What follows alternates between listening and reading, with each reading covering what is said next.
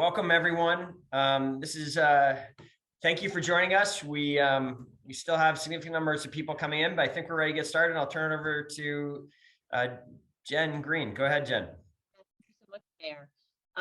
So as the mayor mentioned, my name is Jen Greene, and I'm the Director of Sustainability, charged with supporting Burlington's transition to net zero energy in the thermal and ground transportation sectors. I'm so glad that everyone is here with us tonight. I want to thank you so much for joining us for what I know will be a rewarding and rich experience for all of us.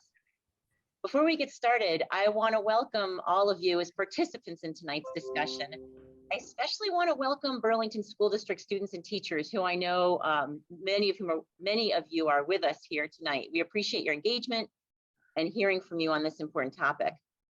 I also want to welcome and thank VECAN and VECAN members from around the state. For those of you who don't know, VECAN is the Vermont Energy and Climate Action Network, a network of over 100 VT volunteer town energy committees from around the state. VECAN is co-sponsoring tonight's event. So thank you, Joey. We appreciate that and appreciate hearing from you soon. Before I turn it over to Mayor Weinberger and Dr. Saul Griffith, I want to run through tonight's agenda so we're all on the same page. In a moment, I'll turn the floor over to Mayor Weinberger. We'll speak briefly about Burlington's electrification efforts and why inviting Saul can and will inspire us to strive for net zero. After the mayor speaks, Dr. Griffith will share his thoughts on why electrification is so critical to address the climate crisis and why his most recent book, Electrify, an optimist playbook for our clean energy future, and work at Rewiring America is so particularly relevant from a BED and Burlington City context. After Saul has spoken for 20 minutes or so, we'll launch into questions, including opening it up to participant questions. Our evening together will conclude at 6:15. So let me just tell you briefly about the mayor before we turn it over to Saul. As most of you know, Mayor Miro Weinberger has been serving for 10 years, and during that time has been a strong leader in climate action issues. Most recently, in 2019, Mayor Miro Weinberger set a strategic and very ambitious goal for the city to become a net zero energy city by 2030. Mayor Miro Weinberger is a member of the Mayor's Climate Coalition and founding member of Rewiring America's Mayors and Municipal Leaders for Electrification Coalition. So Mayor Weinberger, I'm really happy to turn it over to you. Thank you, Jen. Thank you for getting us kicked off and all that you have done to lead Burlington's sustainability work. I am so glad that so many of you have been able to join us tonight from around Burlington, around the state of Vermont, and I think we even have quite a few, whoa, sorry about that, quite a few out of town guests joining us on the Zoom tonight. That was a ceremonial skateboard that just fell down in the background there. Apologies for that. For all of the out of town guests, I do just want to share a little bit about Burlington's context, the context for tonight's conversation. Burlington has really worked hard at the municipal level to be an environmental leader since the late 1980s. That is when the city began some very ambitious weatherization efforts led by the Burlington Electric Department, our city-owned utility, and we actually consume today as a community less electricity than we did in 1989. If the rest of America had followed that trajectory, there would be something like 200 less coal plants in this country than there are today. In 2014, after a decade of focused work, Burlington became the first city to source 100% of our electricity from renewable energy sources. And I was fortunate to be mayor when we got over that milestone, was there for the last push. And it had a big impact on the way we think about the future and led to us setting a new goal in 2016, which is clearly our most ambitious goal yet, one of the most ambitious in the country. And that is to become a net zero energy city by 2030, which essentially means that we will stop using fossil fuels to power our vehicles and our buildings, and that we will do that through electrifying everything, essentially. And we're off to a great start with this goal. We're trying to be very data focused with this. We are measuring every year our progress towards this goal. The first one of our measurements came about a year ago, and remarkably found that we were on track towards this target, with having seen very significant reductions in our fossil fuel emissions in 2019 and 2020. We're expecting another update of those metrics fairly soon. We also took a big step as a community just last fall when the voters of Burlington, 70% of the voters of Burlington voted yes on a $20 million net zero revenue bond, which is going to fuel our efforts to upgrade our grid and continue to make investments and offer incentives that will drive the community towards that net zero goal. However, we have a long way to go with this, and this is a community-wide goal. It's one that we're only going to reach if basically every household in Burlington and every business understands the climate importance and the financial advantages of electrification. And if everyone here in Burlington is taking action to electrify their vehicles and their buildings. The point of tonight's event, as well as an additional town hall that we're going to have next week and some other events later on in the spring and summer, is to raise the profile of this issue, to communicate how Burlington's efforts to fit into the larger national and international effort to address the climate emergency, and to make sure the community is fully aware of all of the ways in which the city and the Burlington Electric Department can help you make the electrification transition. And that is why, I'm so excited to have Dr. Saul Griffith here tonight. He is one of the world's leading electrification experts. I feel like I've known him for a while because I've been following his various podcasts and national appearances. And I had the good fortune to meet Saul in DC last fall when I joined, became a founding member of Rewiring America's Mayors and Municipal Leaders for Electrification Coalition. Saul is one of the co-founders of Rewiring America. He's also a remarkable engineer and inventor. He was a founder and chief scientist at Other Lab, an independent R&D lab, and he helps government agencies and Fortune 500 companies understand energy infrastructure and deep decarbonization. He's the author of the books Electrify and The Big Switch, and something that is a great acknowledgement, a great achievement. He was recognized in 2007 as a MacArthur Genius Grant Award winner.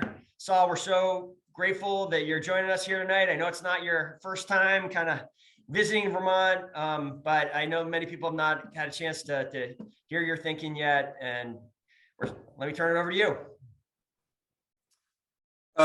Thank you very much to the mayor. Thank you to VECAN for having me also. I understand you're sponsors of the event.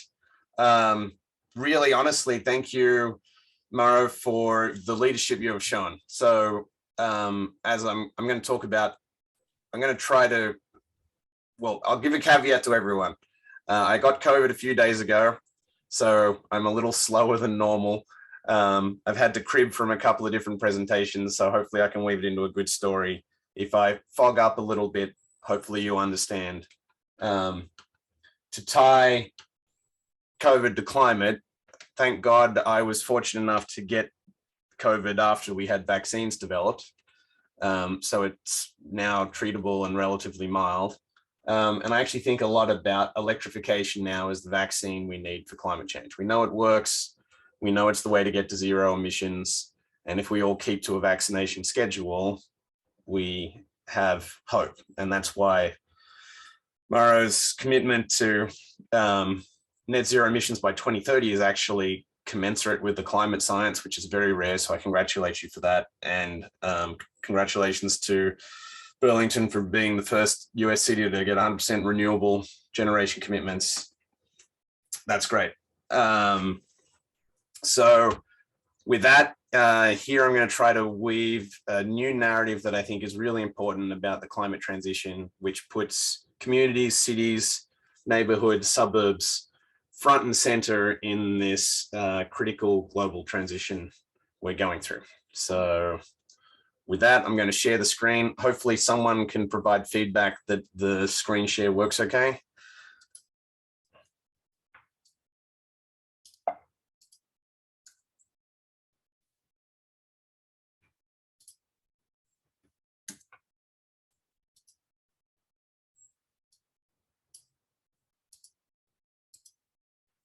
Okay, should be seeing a big yellow Rewiring America. Good. You see it, Anyone? you're good. Fantastic. Thank you. I just wanted confirmation before I launched into a monologue. All right. So I found an organization called Rewiring America with a colleague called Alex Lasky. And its goal is to really help communities and help countries decarbonize on schedule for 1.5 to 2 degree, limiting warming to 1.5 or 2 degrees. And we're doing that in a number of forums, including hosting an electrification caucus in the US Senate, mayors for electrification roundtables, and working as closely as we can with communities. So quickly, I think it's really important now that we have to talk turkey on climate to put actual real communities in the climate perspective. So some of you will have seen this chart. This is from the SR15 IPCC report. This is the emissions reduction schedule we need to be on for trying to stay at a 1.5 degree world. Fast and early emission reductions are vital because it's a cumulative problem. So if we delay by 10 years, we'd have to go down this grain pathway and actually use far more negative emissions, and it's probably not even possible. So these 2030 targets are now critical. And I'm starting to try and think about this. How do we now show you that this is really what we need to do in communities to get the first and the easiest reductions? Close to 2/3 of our emissions around the world happen in households and small businesses with the things that we do every day. The hardest emissions that we still don't necessarily have technical solutions are the industrial ones, steel and cement and other things. So they're the ones that are going to happen later on this chart. But that emphasizes the need for the things that we know how to do, meaning households, small businesses and communities we need to do first and we need to do fast. This emphasizes it even more. There is your schedule, and then this actually talks about real machines. We've got to electrify our heating systems. That's our water heaters and our space heaters. We've got to electrify our kitchens to get ourselves off gas, and we have to electrify our vehicles. These are the natural ages. So water heaters last about 10 years, kitchen equipment around 12, space heaters around 15, and cars around 20 years. That really means not that you have to go out tomorrow and buy an electric vehicle, but you need to be planning now that when the gasoline car that you bought a few years ago retires, you need to replace it with electric. Next time you replace your water heater, you need to be ready to replace it with a heat pump, et cetera, et cetera, et cetera. We need to be on a perfect 100% replacement schedule to hit these targets now. So what is the case for electrifying everything? And really, I think the case is a case for economic renewal and about redefining infrastructure, about the things in our homes and our communities. And I think it's really a great story about community economic renewal. It's not news to any of you. Carbon crisis is really an energy crisis. Around in the US, 87% of our emissions are from energy, and that's from burning the coal and the gas and the oil on the left. So that's what we need to focus on. 42% of our emissions emanate from the decisions you make around your kitchen table in your house. What fuel goes in your cars? What heats your house? Where does your electricity come from? Fortunately, in Burlington, it's all renewable now. And how are your fuels made? This expands to 65% if you include small businesses, because in small businesses, they're making the same sorts of decision. What fuels their cars? What fuels do they use for cooking and heating? And where does the electricity come from?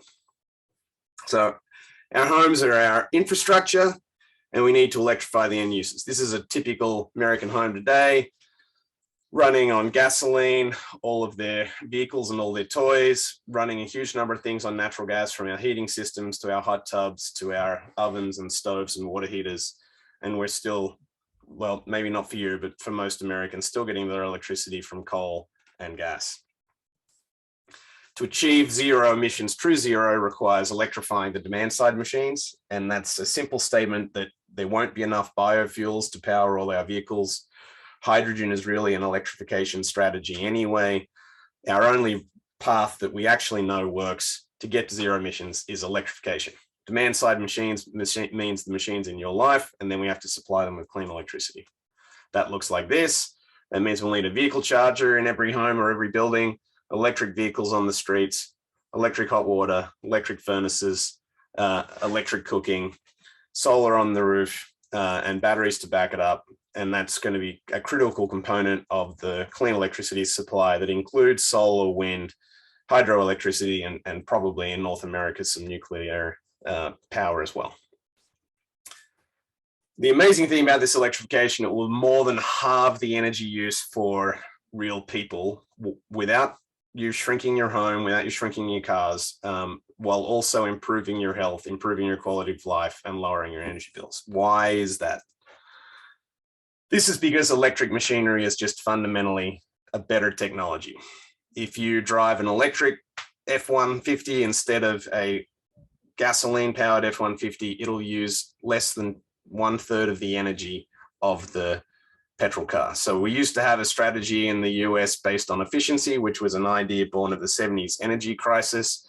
And efficiency makes things a little bit better, but you can't efficiency your way to zero emissions. We need to do electrification. Same is true for your water heater. If you go from a natural gas water heater, you could make it slightly more efficient. However, if you go to a heat pump hot water heater, it'll use about 1/3 the energy of your gas water heaters. Same is true for space heating. A half or 2/3 of the energy that you're currently using in natural gas is eliminated when we go to heat pumps. Same again for cooking. In fact, electric cooking uses about half the energy of gas cooking. All of those add up. The other thing, of course, that makes a huge difference is close to 60% of the energy that goes into these power plants on the left, that's coal, that's natural gas, is lost as waste heat. When we generate it with wind and solar, we don't have all of that energy waste. All of that really adds up, which is why the American household will more than halve the amount of energy it uses. As you can see on that picture, it was a picture of supply versus demand. Supply is where we get it from. Demand is where we use the energy. We did this modeling for the Senate. You can clean the grid without electrifying the end users. It gets you about halfway to your emissions reductions. You need to also electrify all the end use machines if we really want to get to zero. And so this is a statement that we can't just talk about the big things, getting rid of the coal power stations. We have to talk about all the little things. We know this because we looked at all the details. This is an incredible map that I'm going to quiz the audience on later about every energy flow through every system in the US economy. Just joking. But looking at that has given me a machine level view of the US energy economy, which I think is the best way to translate the story of climate to what we have to do in our own communities, in our own homes. On the supply side, it's a small number of giant machines that last about 50 years. These are the coal plants, the natural gas pipelines, the oil refineries, etc. There's about 1 million of those machines in the US economy. On the demand side, it's a huge number of small machines that last around 25 years. Your cars, your water heaters, your kitchen appliances. It's about 1 billion machines on the small side. Traditionally, climate policy lived over on the supply side with large corporations and large machines and their lobby groups. I think the revolution we're about to be riding is that the demand side is where Americans live, and the decisions that determine the quality of their lives, the cost of living, and the majority of their emissions live over on the demand side. And finally, we can enable people with a story of how they can contribute to climate solutions in a way that also benefits their household. Households are also a logical place to ground the conversation because the household there actually connects to the transportation sector through your vehicles, to the commercial sector through how you source a lot of the things that come into your household, and to the industrial sector that supplies the fuels that come into your household. Here's the challenge for America. There's 98 million space heaters that are running on gas still. We need to replace those in the next few decades. There's still 117 million water heaters that are either running on natural gas or low efficiency electric. They need to be upgraded to heat pumps. We have 220 million household vehicles that need to be upgraded to electric vehicles in the next 20 years. 95 million gas stoves, ranges, ovens, grills, and cooktops that need to be upgraded to electric in the next, as soon as possible. 20 million gas dryers are still out there that need to be upgraded. And to enable all of that, we're going to need other new household infrastructure that's going to include at least 50 million, if not 100 million rooftop solar installations, at least 30 million household batteries, new breaker boxes or switchboards, and a vehicle charger for every home, at least, to help charge all of those cars. That's another 400 million enabling machines.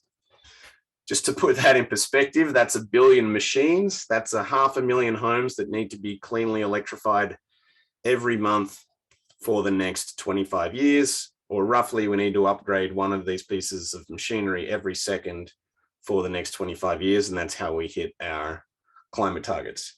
That might sound intimidating, but remember, we're going to be replacing all of these machines anyway.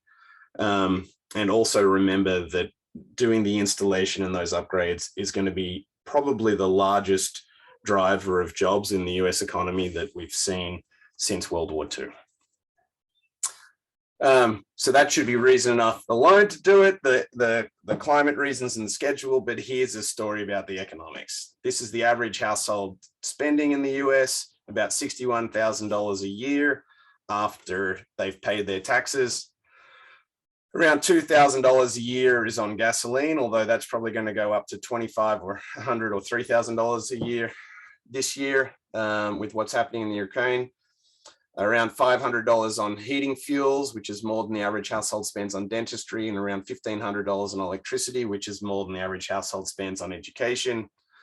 And over here on the left, it shows you that the worst hit are the lowest income houses. So for the highest income, 10% of houses, it's only about 3% of their expenditure. Once you get down to the lowest income, 50% of houses, it's close to 10% or more of the annual expenditures. So they really stand to benefit if we can do this transition right. I'm talking to you today from Australia, and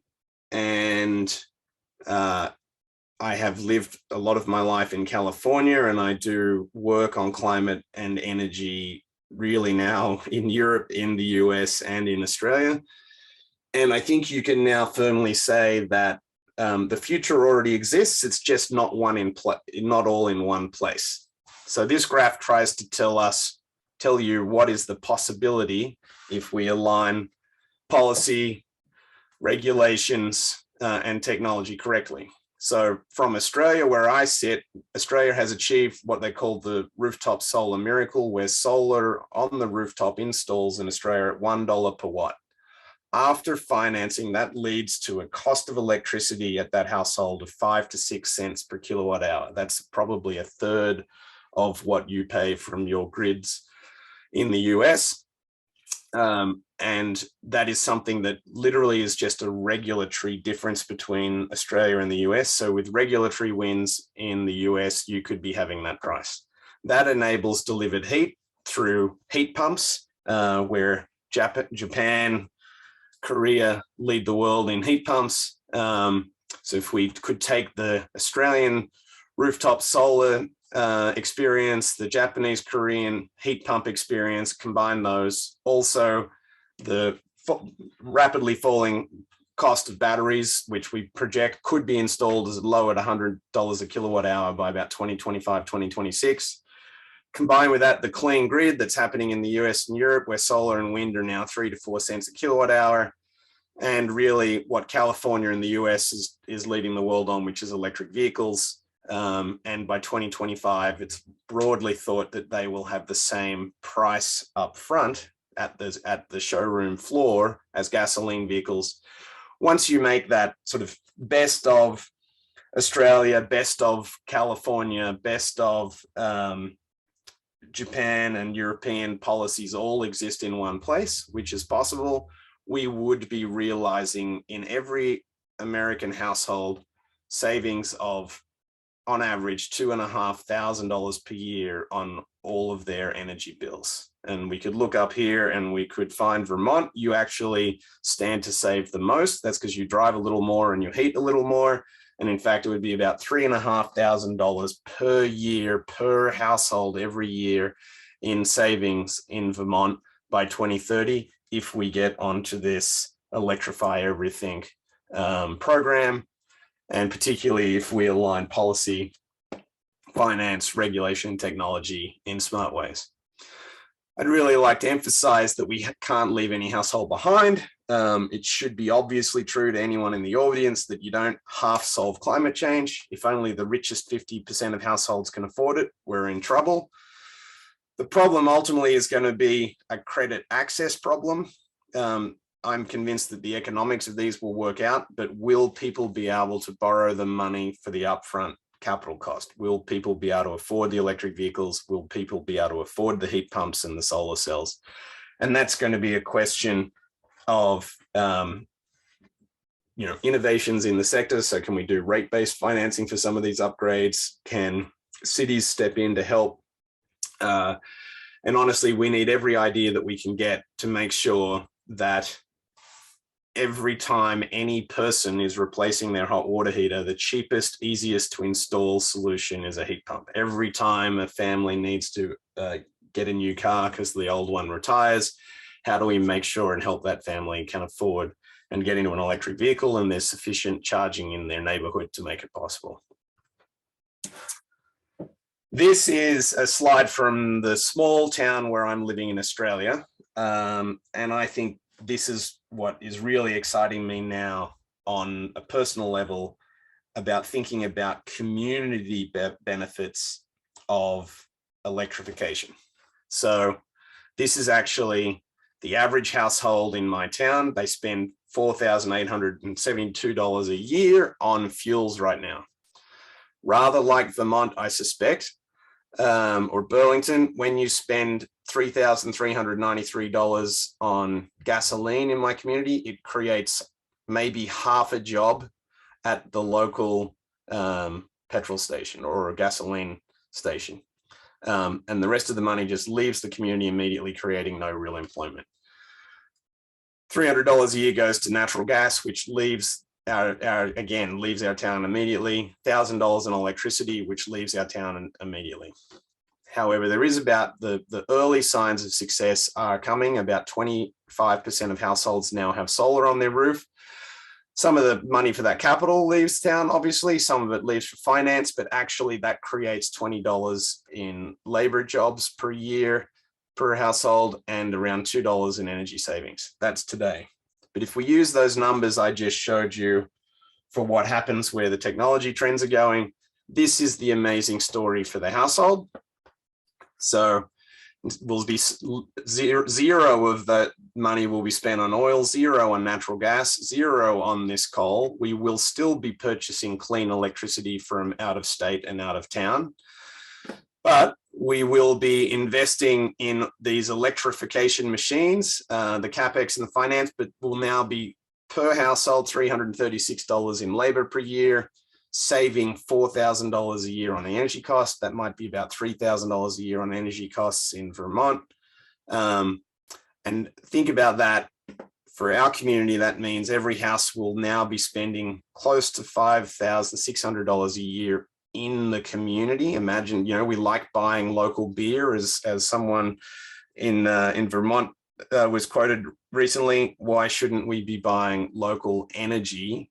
And in doing so, not only local energy on the supply side, but sort of on all the components of the system, and think about that community spend. So that's good for the household, and that $5,000 in community spending is good for the community. Let me tell you the story of my community. We're about 1,000 households.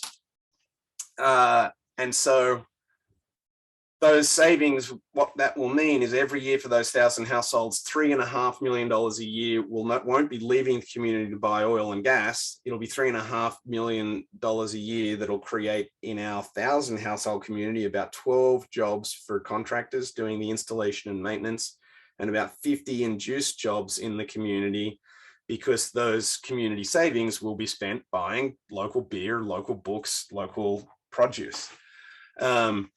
That's an even more incredible story when you think about Burlington as a town, for example, 20,000 households. That's likely $40 to $50 million a year in savings that will be creating hundreds of local Burlington jobs.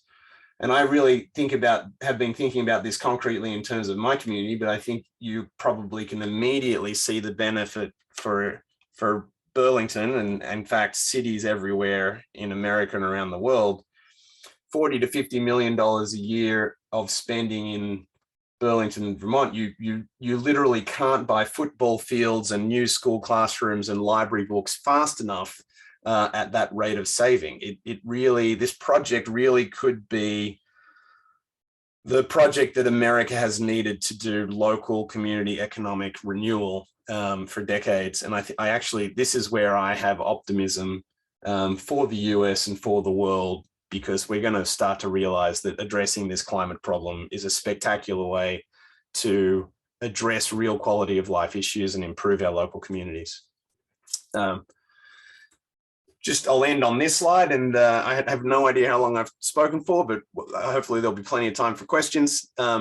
This is how I'm hoping that we start to think about our communities and our homes within our communities. This is what you'd like to keep as our tracking schedule.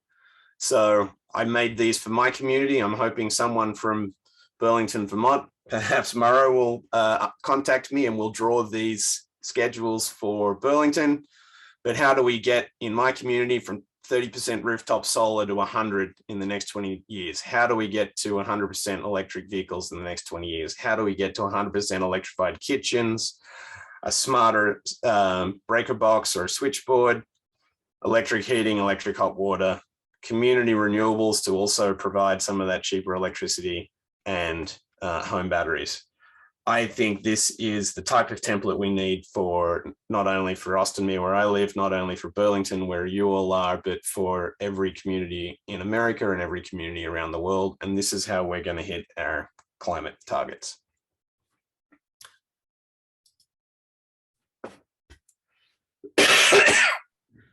So thank you for that. That was awesome to see. And thank you for persevering through this, even though you're recovering from COVID. We've got a lot of comments and engagement in the chat already. And one question that I've seen and that I've heard you speak about in the past, and I think it adds very significantly to what I find to be an incredibly optimistic view of the future that you just laid out there, or potentially optimistic view, and one that stands in really stark contrast to a lot of the discussion about the climate emergency, which is so often kind of framed in the kind of disasters and the perils that we face. You start to paint, you're painting an economically advantageous future. I know you believe that there are other ways the future will be kind of more awesome and better if we move towards electrification as well, and from health benefits to other improvements. Could you speak to that a little bit as well? We know in America that, in fact, the American Medical Association, if you report to a doctor with your child with symptoms of asthma, the first question they will ask you is, do you cook with natural gas, and do you use natural gas to heat your home? We know that the chief cause of respiratory illness in children and adults is the burning of fossil fuels. We know that communities that are downwind from coal and gas powered stations are cancer clusters. So the health benefits here, which are hard to quantify in dollars, but easy to quantify in morality and emotionally, are going to be enormous for America, and really we should be doing this for that reason. It's interesting. I've been living with electric vehicles in my life for a few years now, and in my childhood, I strangely enjoyed the smell of gasoline. But it's interesting, once you don't have it in your life very much, because I haven't visited a gasoline dispenser in a year or a few years. But when I smell a car that's burning on, because I'm stuck in a parking lot or something with a gasoline car, is like, oh wow, really, that is a toxic, horrible thing that we're doing to our lungs every day.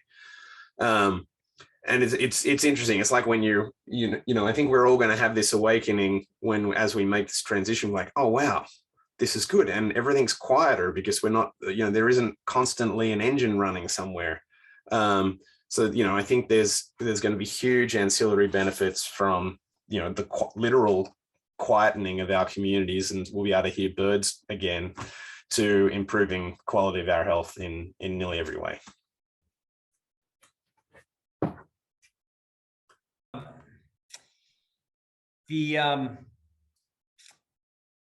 Thank you for that. Certainly been my experience as well as an electric car driver now for many years. Even on less consequential levels, it's just more fun to drive electric cars than alternatives. Yeah, maybe I see where your question was going now.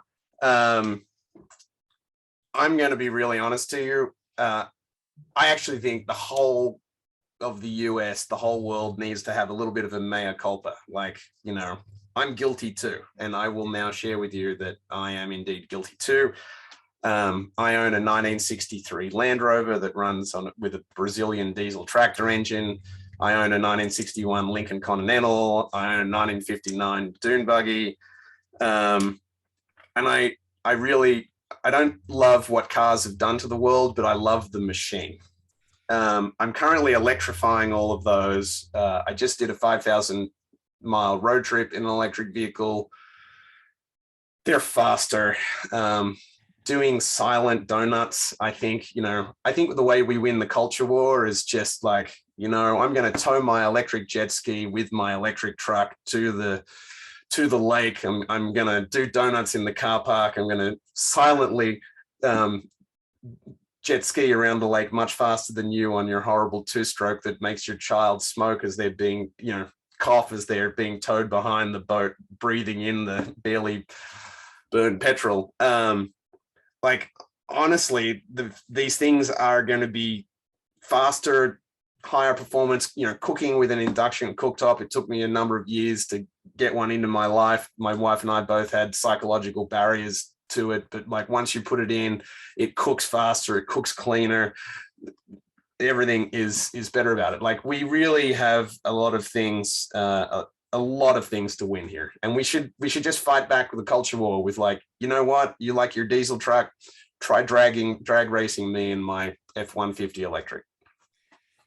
I have some hope that is starting to happen. I mean, it was awesome to see on the Super Bowl this year, so many electric vehicle advertisements and including those for the Ford Lightning. I know that a bunch of our DPW street workers are looking forward to the electrification of our truck fleet in the city that we've started on. I think that's another really good example of how it's playing out differently in every country. I think Europeans are now like, oh, it's about our electric heating systems. Americans are going to be bought into this future on the back of their electric trucks. And Australians are bought in on the back of this unbelievably cheap rooftop solar, where now in many communities, half of the households are enjoying electricity that's 1/3 of the cost that they were paying previously. Like, it's going to be a different journey everywhere. If we just got to make this all happen in one place. We're just on those price comparisons. We're now, since the war in Ukraine began, we're now looking at over $4 a gallon gasoline pricing here in Vermont. I've been asking our team to put up a sign that looks like a gas sign on next to our electric department, showing that if you come to a Burlington Electric Department charging station, you can refuel your car for the equivalent of about $1.60 a gallon. And if you are a residential customer and you sign up for our off-peak, overnight recharging, we're down and under 70 cents a gallon. And we're trying to advertise that comparison on the radio right now as well. It's huge. We did those numbers for the US in 2020. I did numbers for Australia in 2021. I just reran the numbers in Australia, and the savings to the household by 2030 went up from $5,000 a year to $7,000. And that's all due to the increase in the price of gasoline. Probably means those numbers I just quoted you for Vermont of $3,000 or $3,500 is probably $4,500 or $5,000 a year now. I like to express it in pennies per mile. If you're driving your electric truck powered by rooftop solar in Australia, it's about 2 to 3 cents a mile. That's compared to you're at $4 a gallon, you're paying 25 plus cents per mile to drive your truck. Wow. So that saves that's it there. Like the cost of a shower is, an 8-minute shower is about 60 cents running on gas. If you're running that with a high efficiency heat pump with some blend of local solar and grid renewables, it's going to be less than 30 cents for that same hot shower, right? It's going to be these everyday activities and everyday savings that hook us. And then that again emphasizes, how do we make sure that we bring the whole community along to enjoy that? And all those numbers, of course, I think, right, are before you even properly price fossil fuels, before we have in place some kind of appropriate carbon pricing for the pollution. One thing we're working on right now, and I hope we have some state legislators on the line with us tonight, is we've asked voters here in Burlington have voted for the authority for us to be able to regulate locally our buildings in terms of thermal regulations and putting in place, starting with new construction. I think eventually, perhaps, I do think eventually we have to put it in place for everyone when they're looking at replacing water heaters and whatnot. Like you were saying, we want the ability, since the state won't do it and the federal government won't do it yet, we want the ability to essentially put a carbon tax on fuel consumed within Burlington. The voters supported that, and we got it through one house of the legislature so far. We're hoping the Vermont Senate signs off on it in the coming days, and then the governor approves it. I think these numbers get even more consequential when inevitably it's taken too long, but when we get to properly pricing carbon. What that really makes me want to emphasize is that we need cities to be the crucibles of these innovations. We need lots of experiments. If we're very honest, practically no individual household has figured out how to do this, let alone a whole city. And we could lose this fight in a death by 1,000 paper cuts sense. And what do I mean by that? There's been 100 years where the fossil fuel companies we've designed our building codes to support fossil fuel infrastructure. We've designed our rate structures. We've designed our rules of our utility and distribution grids. We've designed federal subsidies to support fossil fuels. We need to eliminate all of those things. And, the reason Australia pays $1 a watt compared to $3 a watt in the US for solar is not because our salaries are lower, our wages are lower.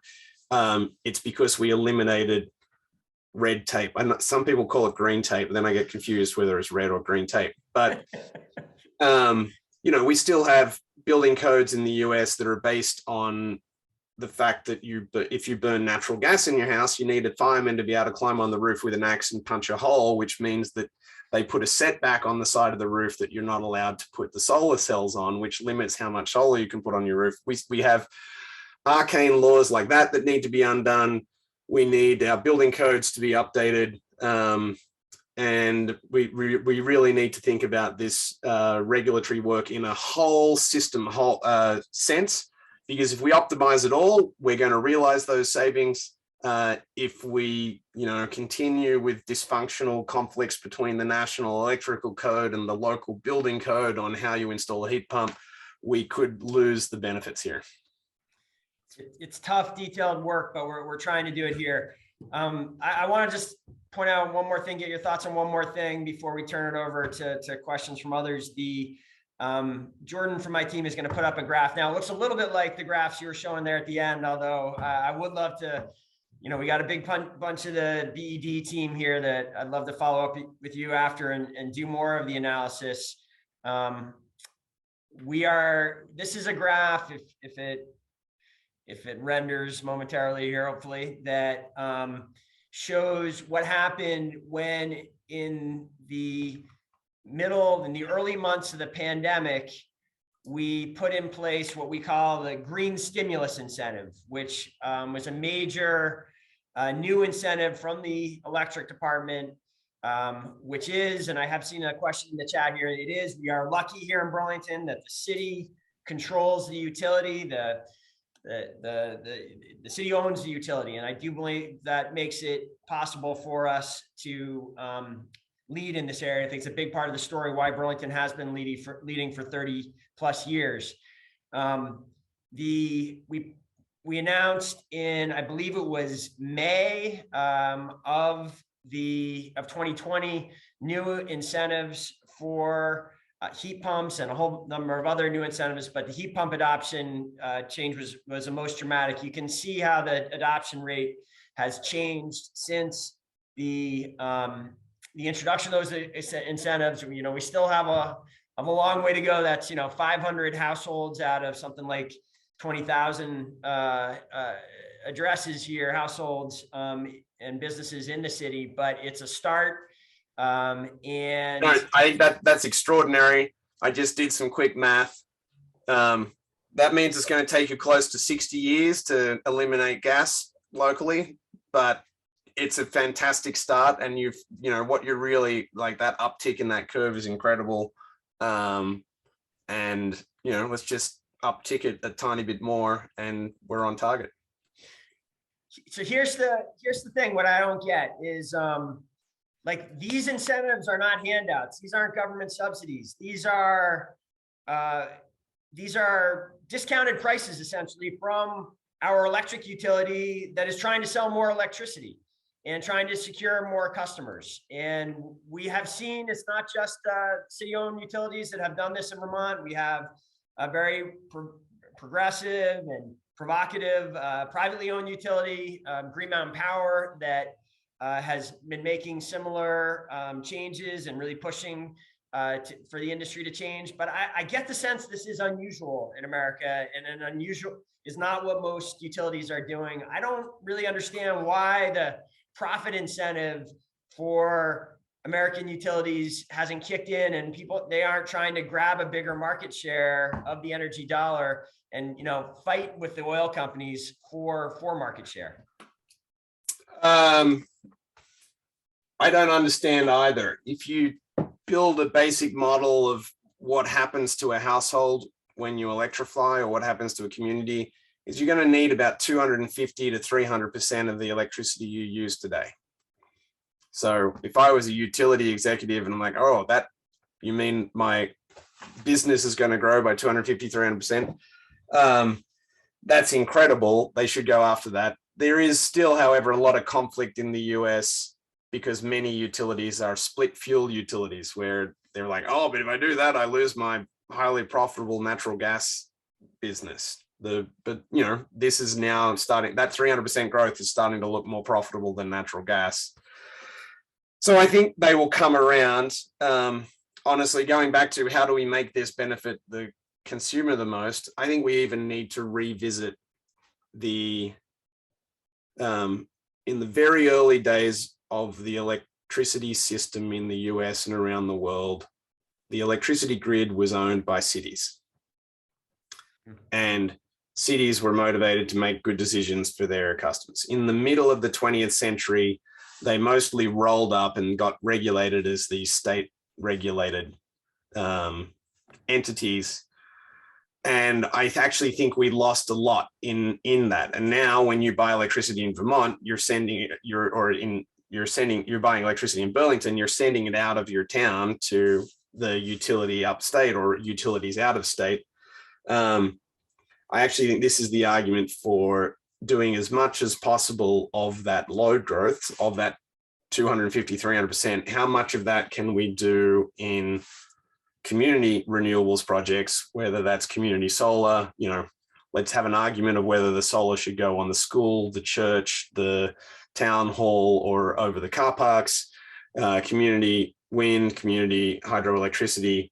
The more renewables you put in your community, that will be the cheapest of all of the renewables because you eliminate the transmission and a lot of the distribution costs. I actually think we should, not only do I not know the answer of why they are not fighting for it, I'd like to say we should also probably have a little bit of an uprising and try to change the rules of the grid that we wrote in the 20th century that favored giant centralized infrastructure and rethink it for what's really coming down the line here. Awesome. 250 to 300%. I think our BED engineers have to start recalculating. I think we're planning on like a 60% increase in the coming years, but we better recalibrate based on this talk. I want to get other people into the conversation here as well. Jen, Johanna, why don't you take it from here? Yeah, thank you, Mayor. And Saul, thanks. That was very, that was really inspiring. And I think your book is aptly named. You start with the word optimism in the title. And I think there's another plug. I think it's important for us to be optimistic. And I'm thinking especially, Mayor, about the students that are listening in tonight. There is this sense of eco-anxiety that I'm hearing about among young people.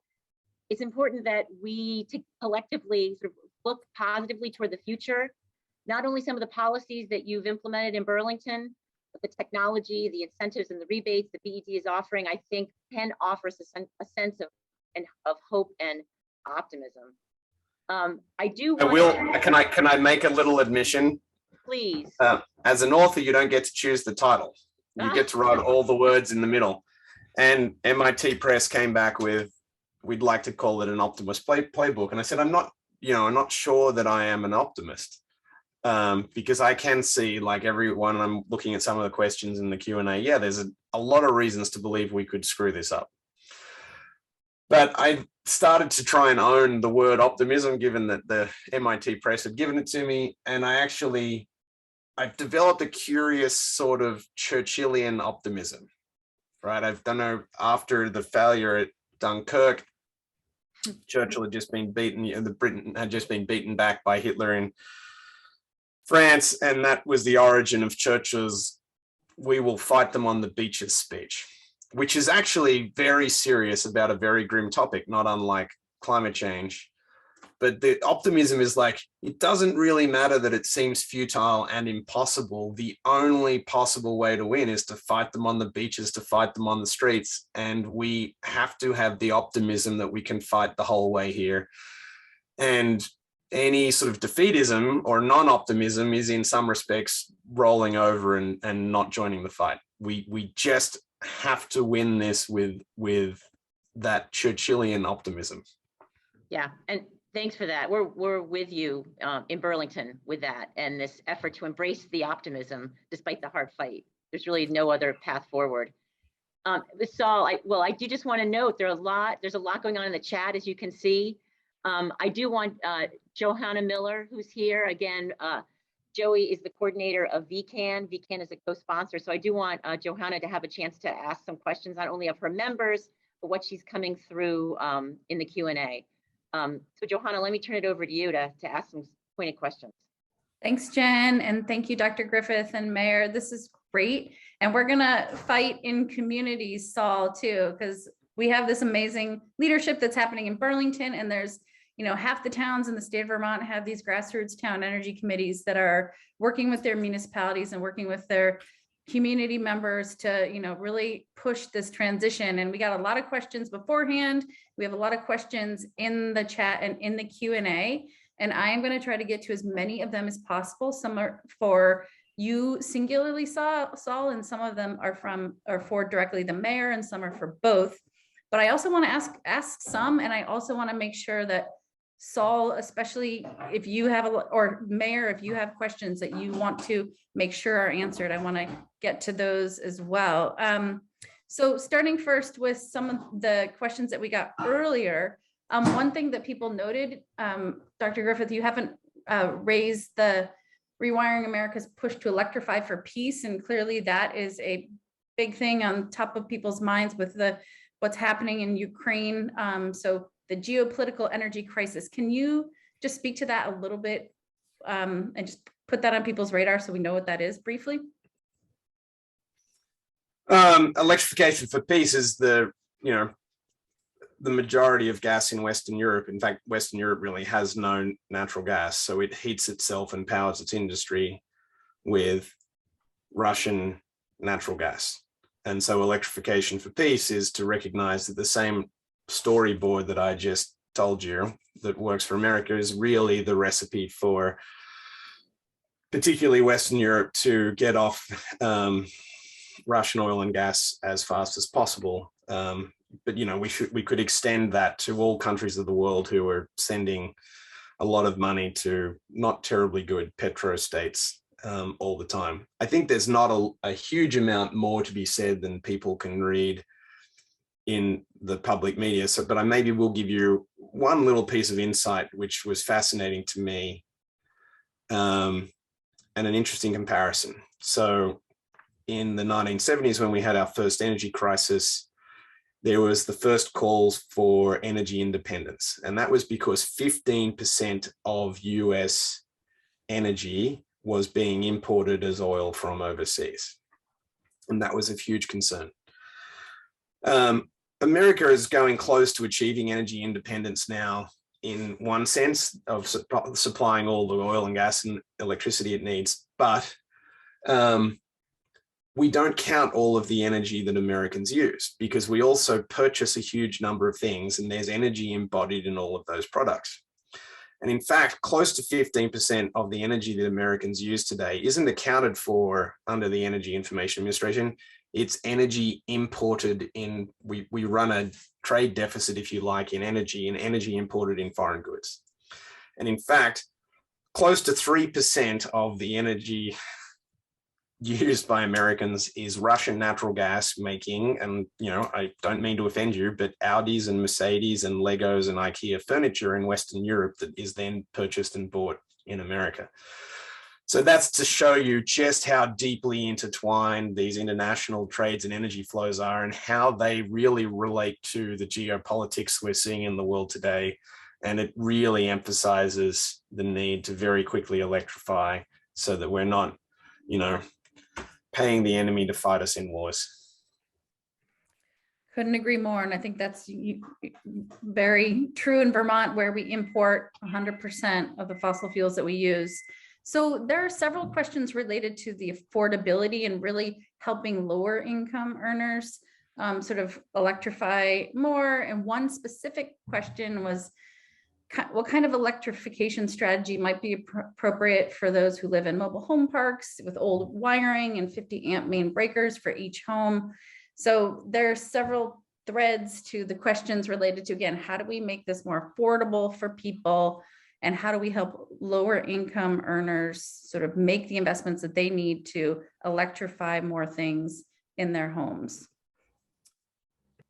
I think this is not only a huge topic, but probably the most important topic.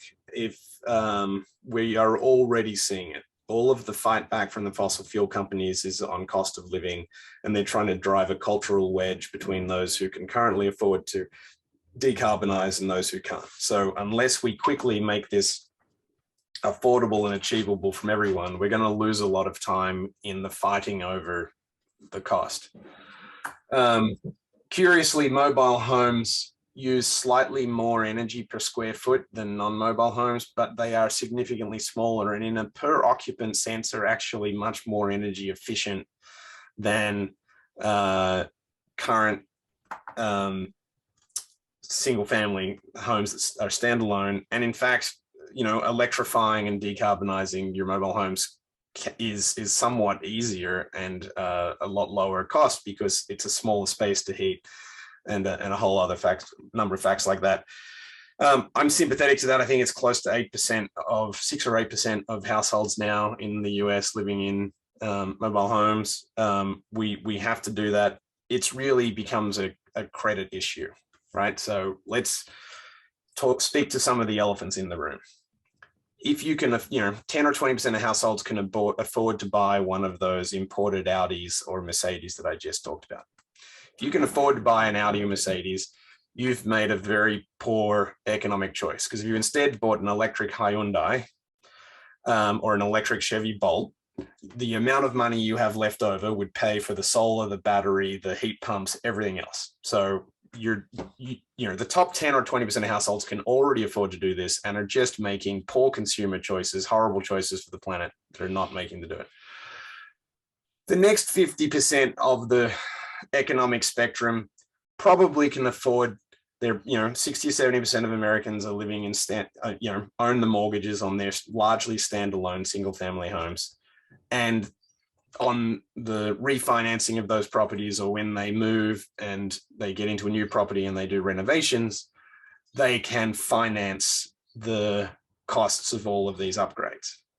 And so you can start to see sort of the 50, 60, 70% at the top end can afford to do this, but we really don't, we're not extending the credit far enough down the line. We don't really have solutions to make sure that renters are seeing the benefits it passed through to them. And we don't have answers. I won't purport to having all of the answers. We have teams at Rewiring America thinking about this every day. One of the people, Sam Kalish, who works for Rewiring America, is a renter, and he's just done the most extraordinary retrofit of his own life, including sitting an induction cooktop over the top of the gas in his house and doing a whole bunch of other things that have helped him go zero emission as a renter and see some of the benefits. So we're starting to see that it's possible. This is to say we need a lot more thinking on this, and we need a lot more answers. And honestly, this won't happen without regulatory work getting done. This won't happen without financial innovation, and probably won't happen without public-private partnerships between cities and states and financing institutions. Again, to go back to one of the slides I showed, we have to make the right choice for every house, the cheapest choice, the easiest to get a contract to install every time their hot water heater fails or their gas furnace fails. We know in the US today, if most hot water heaters fail, and 40% of the households they fail on are under financial duress at that moment. And so they're motivated to buy the cheapest, easiest thing they can get tomorrow, because it's probably the middle of winter, your partner's probably pregnant or your partner is sick, and you have to make a shrewd economic choice at that moment. If you call five contractors, probably all of them are going to say, no, doing a heat pump installation is too hard because I haven't done one yet. And so, we've got to really think from those purchasing moments back and okay, how do we make sure that the next time someone in one of those mobile homes, their water heater breaks, that we have done the workforce training, we've got financing at point of purchase in place, so that when they walk in to get that thing replaced, or when they call the contractor's like, okay, I've got the latest heat pump model, I've talked to Miro and he's providing city-based financing under XYZ scheme, here's where the rebates are, it'll be installed in 6 hours time and your shower tomorrow will be hot, right? We need to get to that place. I don't have all the answers, but I know where the goalposts are. Very much appreciate that. Mayor, you've been doing a huge amount of work on the equity component too. Do you want to speak to any of the pieces that Burlington is leading on here? I would. I mean, we certainly don't have it all figured out either. We're having those kind of discussions about how do we make sure, for all households that we are ready for those moments when people are making those investments. I will say a couple of significant things that are starting to move the needle that we're hopeful about. We are offering more generous incentives for low and moderate income customers, and we've gone from almost none of those incentives flowing to low and moderate income households to about 15% now getting to those households. We are, after those decades of weatherization efforts, we persistently did not we're not reaching about 40% of the rental units in Burlington where the renters paid for the utilities and where the property owners had less of an incentive to take advantage of all these sort of carrots that were out there to upgrade air sealing and insulation. We have now moved to requiring all our rental properties to put in that basic cost saving air insulation and air sealing interventions. One other kind of interesting change that has evolved is in part out of this effort to try to meet a broader range of households is that we are now offering incentives for Burlingtonians that buy used electric vehicles, not just new vehicles, and that's sort of broadening the group of households that we're serving. But we got a lot of work to do. I think that the way you talked about it there, Saul, is exactly right. We need to be meeting people we can't be missing those moments if we're going to get to these goals over the next 10 years. We are trying to advertise online, digital advertising for, when people are Googling around for electric vehicles or heating systems, we're trying to advertise in a way that will pop up on their screen, the electric option. Clearly more regulatory action is going to be needed as well. And that's, why it's so important that the legislature give us the authority to make these changes at the local level. Hear, hear. And two questions related to that. Both of you have spoken to the regulatory and sort of policy frameworks that are going to be necessary. To the degree you want to pinpoint anything more clearly about what exactly we might need to do, especially because so many of the folks on this call, students, local energy committee leaders in, their professional worlds. We want to partner with you, Mayor. We want the communities to partner with the state of Vermont. What can we be doing, those of us who want to support you and want to rewire America in a strategic, equitable way? Dr. Griffith, what advice would you give those of us out there in the world to set the stage to make this happen in Vermont? Pick one. There's so many things to do. Pick one thing and do it very well. And I just saw an dear old friend of mine. Well, she's not very old, but she's a dear friend of mine.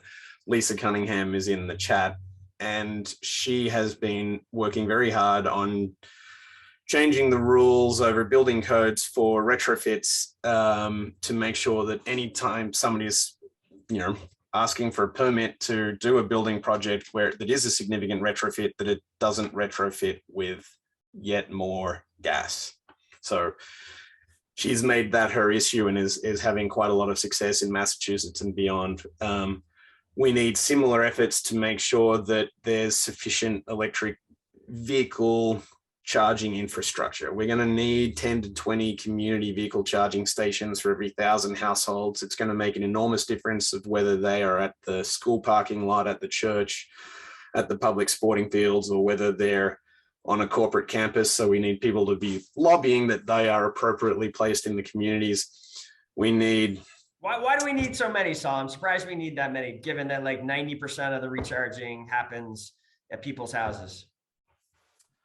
Here's a bit of a problem. We looked at a lot of the data, and the tragedy today is that we've got about 5,000 vehicles we've been tracking for about 5 years, and people treat their electric cars like their cell phones. So they drive them home, they park them on the bedstand with the cell phone, and they plug them in to charge. And unfortunately, that means we're charging our electric vehicles at the times of day that are not necessarily correlating to when the wind is blowing and the sun is shining and the hydroelectricity is pumping.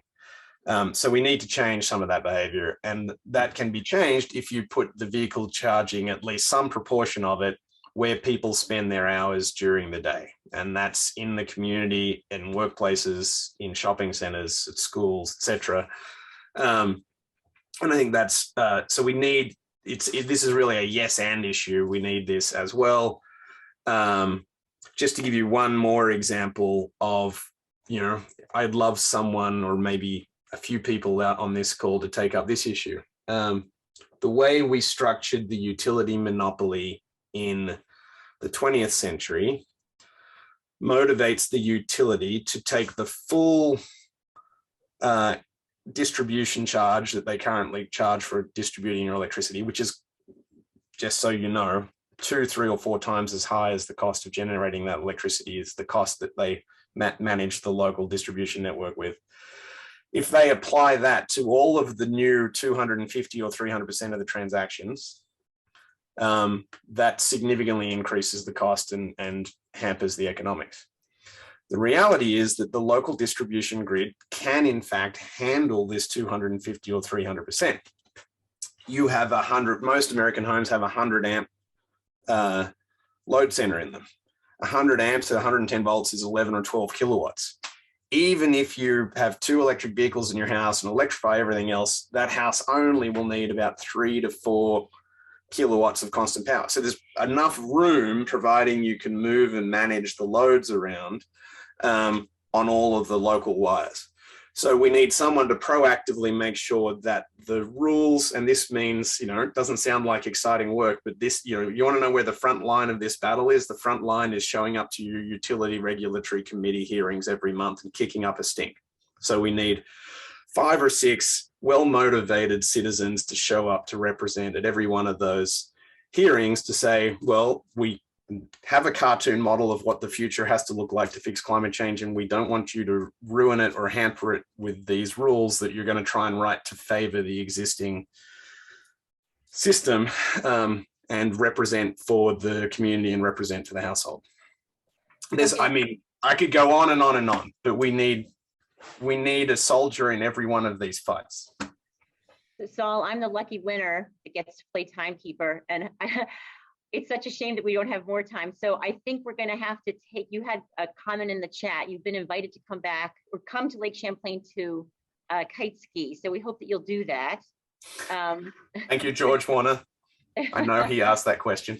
You know, this is the beginning, I hope, of a long sort of conversation. And Mayor, so happy that you are directly involved with Rewire as a founding member of the Municipal and Mayors Coalition. So we know that this is one of many conversations that we'll get to have with Saul and Rewiring America more generally. I do want to thank Johanna for helping out with the questions. And again, sorry we didn't have enough time, but we're nearing the end of our time together. I know, Miro, you wanted to say a few sort of parting words and thanks Saul personally. Well, thank you, Jen. Thank you for your leadership and all the work that went into making tonight possible.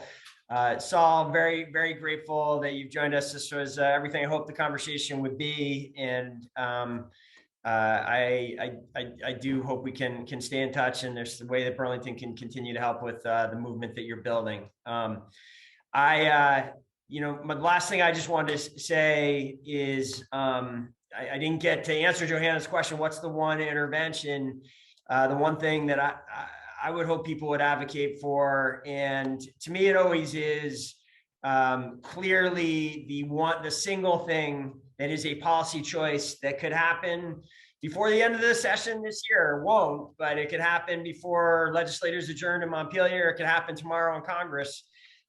Is we could put in place some kind of revenue neutral carbon pricing, some kind of way. Right now we are having those battles on the beaches, in the towns, and we are having this fight with one hand tied behind our back. There's just, all of the interventions that Saul just listed would happen faster, would have more energy and force behind them if we were properly pricing the cost of pollution. We've done this for other pollution here in America. It works. It is what is going to drive, what is finally, I think, going to really make a difference in accelerating our fight. And it's a good segue to the final thing I have to say tonight, which is I hope people will consider coming back and joining us for the next Net Zero Energy Town Hall next Wednesday. It's going to be at the same time, 5 p.m. I believe the logistics are very similar. Correct me if I'm wrong, Jen, in terms of how you can register and sign up for a link. We are going to be joined next week by MIT professor who has pioneered something called the, seems like a mouthful of a name, but it's called the En-ROADS Interactive Simulator. But it is, I've seen it in action. It is a pretty remarkable tool for showing what the impacts of various interventions are in getting to those goals that Saul featured early in the presentation, that show we have to do so much work over the next 10 years and how early interventions really matter. We'll have a chance to do this together with audience participation, putting in the various different interventions. The one that, to my eye, when you plug it in, has the biggest impact, in part because it drives electrification so significantly, is the introduction of some kind of revenue neutral carbon price. So I don't know if it's possible to drop any information into the chat as we depart here, but I hope people will consider coming back for the next town meeting next Wednesday, April 6th at 5 p.m. Anything else about that, Jen, that I failed to mention? No, that's great. They can register on your Facebook page. Great. Saul, do you have any last words? One last word, one last comment. Thank you, Mayor of Vermont or Burlington, for your leadership. It's really, it is astounding. We need more leaders like that. People of Burlington, you are lucky. On pricing some carbon in any way, I'm going to set the bar even lower. That would be great, but can we just stop subsidizing fossil fuels? And this was painfully brought into focus yesterday. Australia released its federal budget, which included $11.6 billion in subsidies for fossil fuels. Most of that will immediately leave the country to pay for foreign oil. Curiously, we did the calculations on what it would take to electrify the 10 million Australian households by 2030. To do so would cost you $12 billion and would lead to savings by 2030 of $40 billion a year. So by continuing to subsidize fossil fuels, and unfortunately, because of the fight in Ukraine, there's a lot of people who now want to subsidize fossil fuels for a few more years, which sort of seems like a good idea, but it just isn't. We should be focusing all of that money on electrification, decarbonizing households, which is the technology that's ready to deploy today. And, we can do it. We just have to think clearly, and we have to demand for those clear thoughts to be heard and implemented as policy. Awesome. Thank you, Mayor. Sorry, that was a rant. No, it's totally with you there. Thank you. Thank you, everyone, for joining tonight. It's been awesome. I know we didn't get to all the questions in the chat or even close, but thank you, everyone, for participating so actively, and look forward to continuing this conversation with you all next week, if you can join us then. Have a good night, everyone.